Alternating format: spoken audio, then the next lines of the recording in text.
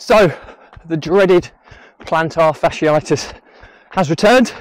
What my thoughts, what my feelings, what my plans, especially with marathon coming up in the not too distant future. Keep watching, keep on listening to hear my thoughts. Welcome back to consecutive day 1549 of my diary of a Runpreneur. If you believe in my mission of saving the lives of children by attempting the ultimate ultramarathon of run vlogging on consecutive days, the distance of a lap of the world, barefoot style, then do give this a subscribe, share, like and comment. More people we get in front of, more money we raise, more children's lives we save, which is why I do this every single day. Thank you as always, and let's get started.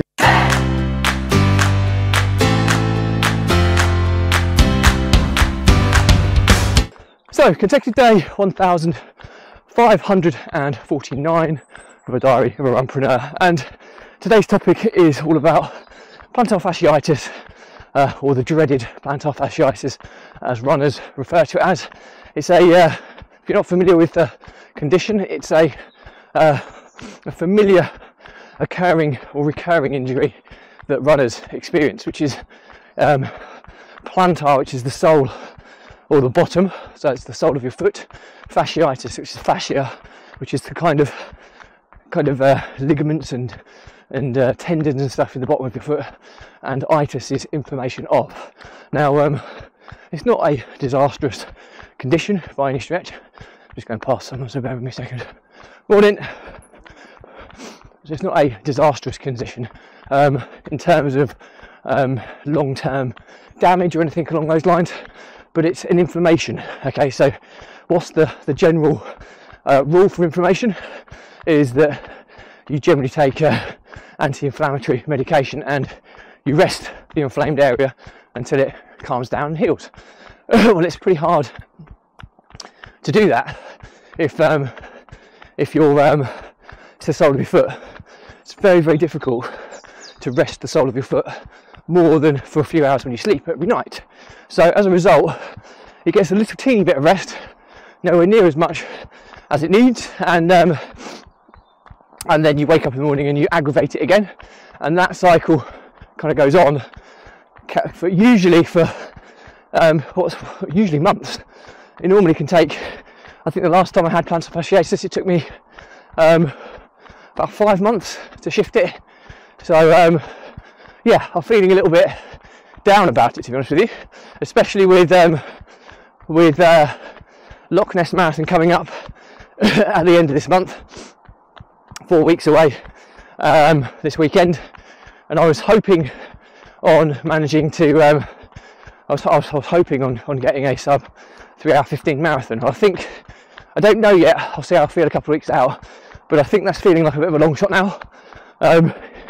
If I could still PB, which is anything below 3 hours 24 48 seconds, it would be a massive achievement. But yeah, we'll wait and see. So I'm not going to make a knee-jerk decision in terms of what my expectations are going to be moved to, but I think to some degree they'll have to be moved a little. The reason I say a little is because I've experienced running through this.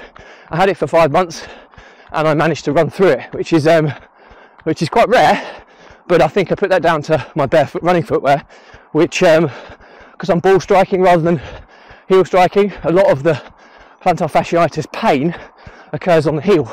So when I wake up in the morning, walking those first few steps feels like I'm a limping old man because I get so much discomfort in my heel. But running, bizarrely, once I get warmed up a little bit, feels a little bit more comfortable because I'm not putting as much pressure on my heel due to the style of a barefoot runner. So that's why I'm contemplating kind of assessing things a little bit later, because I already don't feel it's quite as bad as it was the last time. I'm also got a few techniques that I've used before which might help me, and I've just purchased a stretching device called Calf Pro. It might be a bit of a fad, but ultimately it's a calf stretch. So you put it's a machine that's kind of set at a certain angle, but what it does, it locks your your foot into place. So if you're using a wall or a step as an example, and you're pushing the sole of your foot towards it to kind of then push your knee towards the your toes, if that makes sense. So you're stretching your calf and Achilles and the sole of your foot. What generally happens is that you get slippage, so you don't get the full benefit of the stretch you're trying to achieve. So what this does is it locks your foot and heel into place so that you will get maximum stretch. And so I've purchased that. Hopefully that will assist me with the recovery, because I'll be stretching it out properly each day, but we'll see.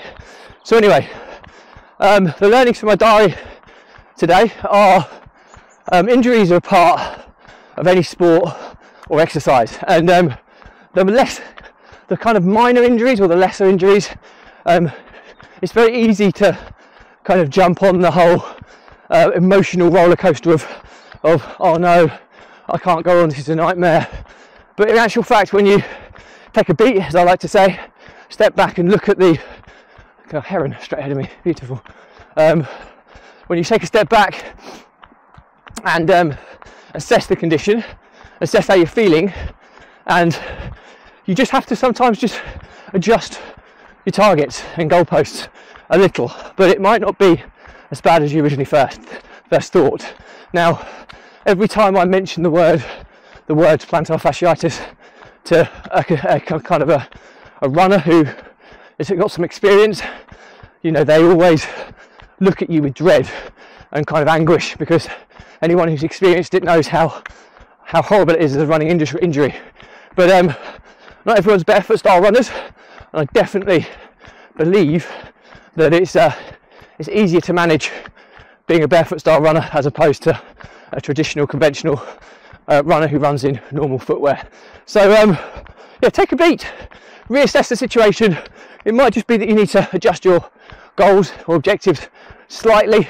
It might not be all doom and gloom that people always seem to associate with an injury, because injuries have differing levels of severity, and although this is a highly awkward, difficult injury to manage, in actual fact it's one of the few that you can run through if you're a little bit careful, certainly if you're a barefoot style runner. But anyway, that's it for me. Questions or comments, drop me a line, I'll respond to everyone. Do please remember though, if you believe in my mission of saving the lives of children by attempting the ultimate ultramarathon of run vlogging on consecutive days, the distance of lap the world, barefoot style, do give us a subscribe, share, like and comment. The more people we get in front of, more money we raise, more children's lives we save, which is why I do this every single day. Thank you as always, stay positive, stay happy, and I'll see you again tomorrow.